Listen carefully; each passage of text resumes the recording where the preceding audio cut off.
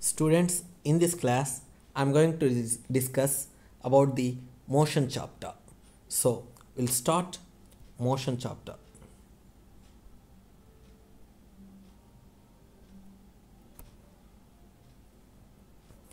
Under this motion chapter, we'll discuss few words. What is meant by rest? Next, what is meant by motion? Next, what is distance traveled? What is distance traveled? And then, what is meant by displacement? What is meant by displacement? Next, what is meant by speed? Next, what is velocity? Next, what is average velocity? Next, what is instantaneous velocity?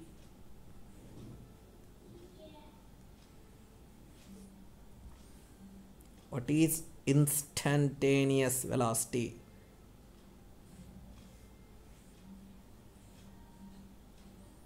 What is instantaneous velocity?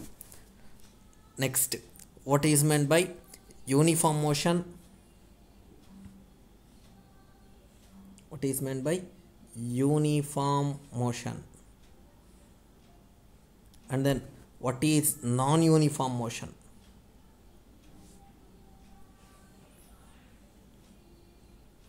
What is non-uniform motion?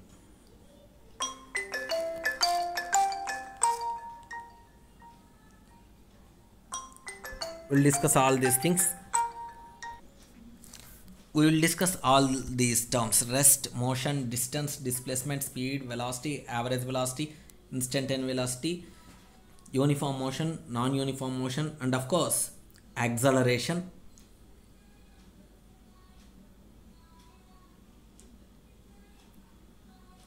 Acceleration, uniform acceleration, and non-uniform acceleration in this chapter first. So, uniform acceleration and non-uniform acceleration. Non-uniform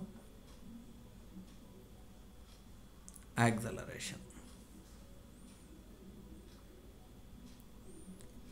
All these terms in this class. Okay, so first let me discuss what is meant by rest. Rest ante enti ane chuddam. This rest and motion are not different words. These are all this rest and motion are the terms that you know already, which you learned in 7th class already. So what is meant by rest and what is meant by motion? Suppose you place a book on the table and you went to home. The next day you came to the school, to the class. You saw that book is staying there. Now, what do you say? That book is in rest or in motion? Yes, you will say that that book is in rest. So, so when a body is said to be at rest, ఎప్పుడు ఒక body రెస్ట్లో ఉంది అని అంటాం అంటే a body is said to be at rest if it does not change its position with time. అంటే time గడుస్తూ ఉన్న ఒక వస్తువు తన పొజిషన్ని కానీ చేంజ్ చేసుకోకపోతే ఆ వస్తువు రెస్ట్లో ఉంది అని అంటాం. So a body is said to be at rest if it does not change its position with time అని అంటాం. Then what is meant by motion? When a body is said to be in motion, ఒక బాడీని మోషన్లో ఉంది అని ఎప్పుడు అంటాం అంటే a body is said to be in motion if it changes its position with time. అంటే టైంతో పాటు ఆ బాడీ తన పొజిషన్ని కానీ చేంజ్ చేసుకుంటూ ఉంటే then that body is said to be in motion. So ఒక బాడీ టైంతో పాటు తన పొజిషన్ని చేంజ్ చేసుకోకపోతే రెస్ట్లో ఉందంటాం, చేంజ్ చేసుకుంటే దాన్ని మనం మోషన్లో ఉంది అని అంటాం. Okay, so that is about the motion. See what is distance. ఈ డిస్టెన్స్ గురించి చెప్పబోయే ముందర let me tell what is meant by physical quantity. What is meant by physical quantity. So physical quantity అంటే ఏంటి? సి, ఫిజికల్ క్వాంటిటీ అంటే ఏంటి? Of course these physical quantities are of two types. ఒకటి scalars and the other is vectors. ఒకటి scalars, ఇంకోటి vectors. So అసలు physical quantity అంటే ఏంటి? A quantity that can be measured exactly. A quantity that can be measured exactly are called physical quantities. For example, what is your distance from your hostel అని అన్నాం అనుకోండి. మీరు ఉండే hostel నుంచి మీ ఇంటి డిస్టెన్స్ ఎంత దూరం అన్నారు అనుకోండి.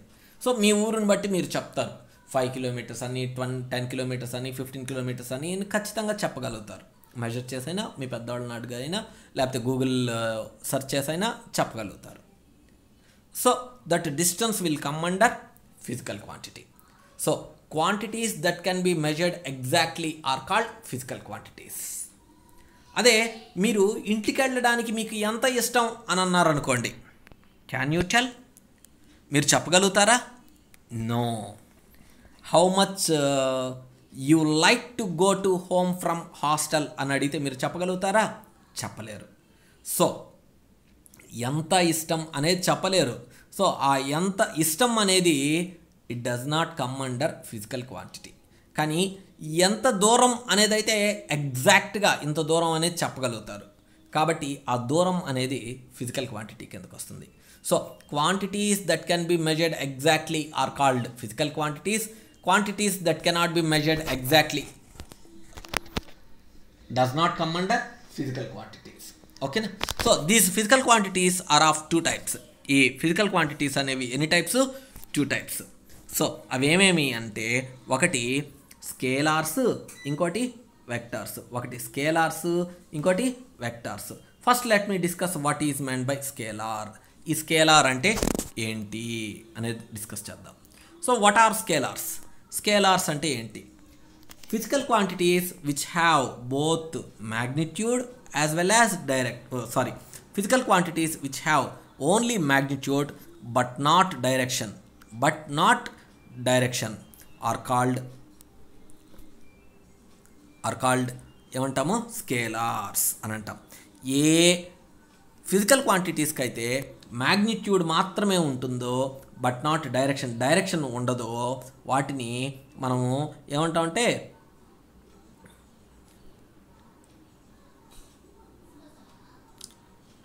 స్కేలార్ క్వాంటిటీస్ అని అంటాం.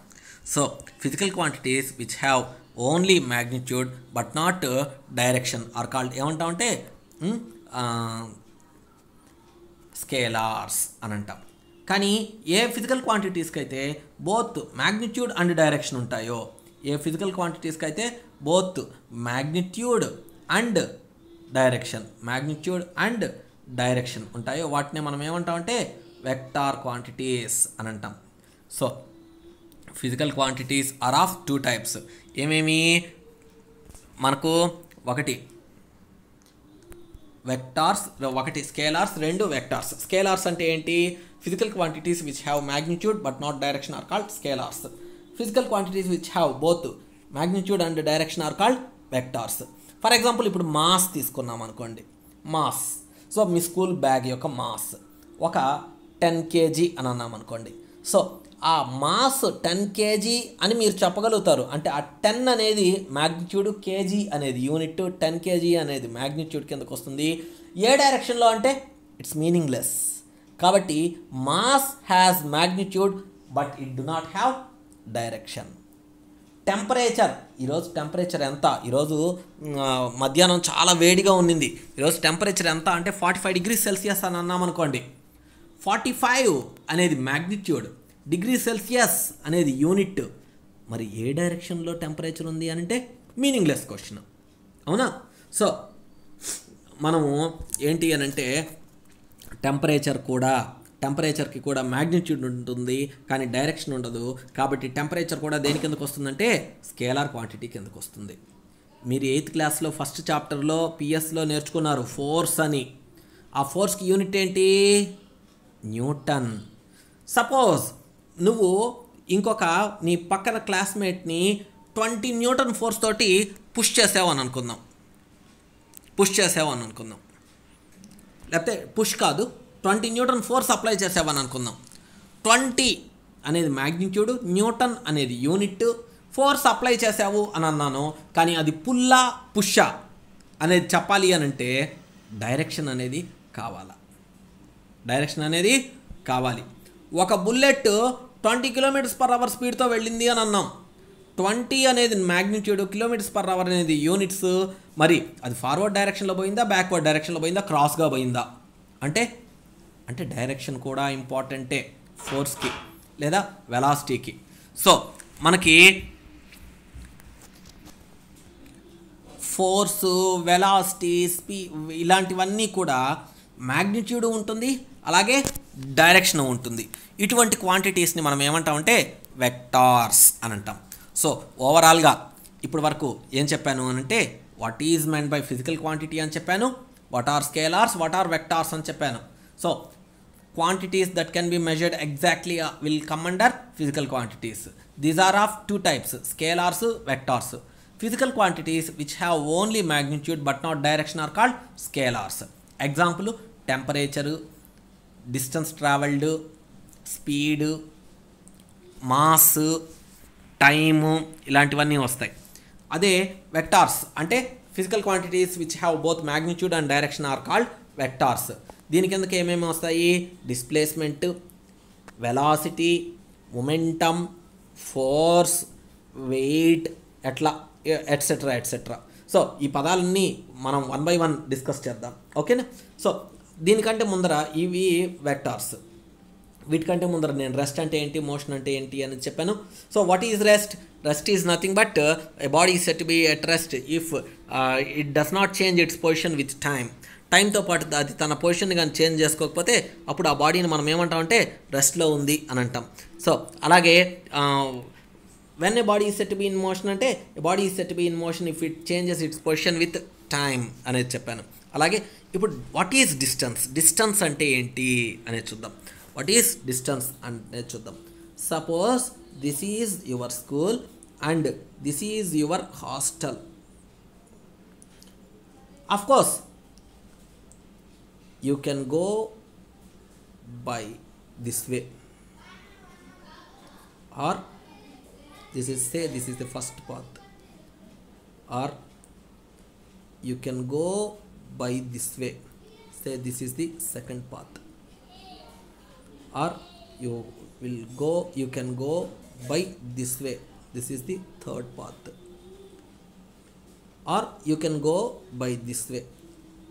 Suppose if you are a Spider-Man or He-Man like that, you can fly and you can directly go to land in the hostel in the fourth path. Okay, so what is in first let me ask what is meant by the word distance ante enti? Distance ante endi anante మీరు ఒక point నుంచి ఇంకొక పాయింట్కి వెళ్ళడానికి ఏ పాత్ను అయితే చూస్ చేసుకున్నారో ఆ path యొక్క లెంగ్త్నే డిస్టెన్స్ ట్రావెల్డ్ అని అంటాం. Length of the path travelled by the body is called distance. So that distance is different if you travelled by the first case, if you travel by the second case and third case. In the third case it is different and in the fourth case it is different. So మీరు first పాత్లో travel చేస్తుంటే distance travelled వేరు, second పాత్లో వెళ్ళుంటే distance travelled వేరు, థర్డ్లో వెళ్ళుంటే వేరు, ఫోర్త్లో వెళ్ళుంటే వేరు. మొత్తానికి distance అంటే ఏంది అంటే length of the path travelled by the body is called distance. Next comes displacement. చూడండి, ఎస్ నుంచి హెచ్కి స్కూల్ నుంచి హాస్టల్కి వెళ్ళడానికి 1 2 3 4 4 పాత్స్ ఉన్నాయి. వీటిల్లో అన్నిటికంటే షార్టెస్ట్ పాత్ ఏది? Yes, correct, fourth one. Shortest distance between the initial position and final position is called displacement. So starting ఎక్కడి నుంచి వస్తున్నారు అని అంటే స్కూల్ నుంచి, దాన్ని మనం ఏమంటాం అంటే ఇనిషియల్ పొజిషన్ అని అంటాం. ఫైనల్గా ఎక్కడికి రీచ్ అవుతున్నారు అని అంటే హాస్టల్కి, దాన్ని ఏమంటాం అంటే మనము ఫైనల్ పొజిషన్ అని అంటాం. దీన్ని మనం ఏమంటాం అంటే ఫైనల్ పొజిషన్ అని అంటాం. స్టార్టింగ్ పాయింట్ని మనం ఏమంటాం అంటే ఇనిషియల్ పొజిషన్ అని అంటాం, ఇనిషియల్ పొజిషన్. సో ఈ ఇనిషియల్ పొజిషన్ నుంచి ఫైనల్ పొజిషన్కి మధ్య ఉండేటటువంటి షార్టెస్ట్ డిస్టెన్స్నే ఫస్ట్ కేసులో వేరు, సెకండ్ కేసులో వేరు, థర్డ్ కేసులో వేరు, ఫోర్త్ కేసులో వేరు, ఏంటి డిస్టెన్స్. కానీ అన్నిటికంటే షార్టెస్ట్ పాత్ మాత్రము ఎప్పుడు కూడా ఒకటే, అదేంటంటే fourth path. This shortest distance between the initial and final positions is called ఏమంటామంటే డిస్ప్లేస్మెంట్ అని అంటాం. ఈ డిస్టెన్స్ ట్రావెల్డ్కి కానీ డిస్ప్లేస్మెంట్కి కానీ SI యూనిట్స్ వచ్చేసి metres. Okay, this is about the distance and displacement. Next comes what is meant by speed. Speed అంటే ఏంటి అనేది చూద్దాం. So speed is nothing but, speed అంటే ఏం లేదు, speed is nothing but distance travelled divide by time taken. Speed అంటే ఏంది అని అంటే nothing but distance travelled divided by time taken, distance travelled divide by time taken అని అంటాం. ఓకేనా. So what is speed? The ratio of distance travelled to the time taken. మనకు distance travel చేయడానికి పట్టిన ఒక పాయింట్ నుంచి ఇంకో పాయింట్కి మధ్య ఉండే డిస్టెన్స్ డివైడెడ్ బై టైంనే మనము స్పీడ్ అని అంటాం. ఫర్ ఎగ్జాంపుల్ ఒక పాయింట్ నుంచి ఇంకో పాయింట్కి ఎంత డిస్టెన్స్ ఉంది అని అంటే ఒక 70 కిలోమీటర్స్ ఉంది అనుకుందాం. ఈ 70 కిలోమీటర్స్ మీరు మీ దగ్గర ఉండేటటువంటి స్కూటర్లో వెళ్ళడానికి 2 అవర్స్ టైం పట్టింది అని అనుకుందాం. అప్పుడు స్పీడ్ ఎంత అనంటే స్పీడ్ వచ్చేసి మనకు స్పీడ్ని మనం ఎలా క్యాలిక్యులేట్ చేస్తాము అనంటే స్పీడ్ ఈజ్ ఈక్వల్ టు స్పీడ్కి ఫార్ములా ఏంటి? Distance travel divide by time taken అన్నాం. డిస్టెన్స్ ఎంత? 70 కిలోమీటర్స్ డివైడ్ బై టైం ఎంత? 2 hours. So 70 divide by time అంటే ఎంత? 70 డివైడ్ బై 2 అంటే ఎంత? 35 kilometres per hour, 35 kilometres per hour అని అంటాం. ఓకేనా. సో ఇది స్పీడ్ అంటే ఏంది అనేది చూడండి. నేను ఇక్కడ ఫస్ట్ ఒక బాడీ వచ్చేసి t1 టైం దగ్గర x1 పొజిషన్లో ఉంది అనుకుందాం. ఫైనల్గా t2 టైంకి అది x2 పొజిషన్కి వచ్చింది అని అనుకుందాం.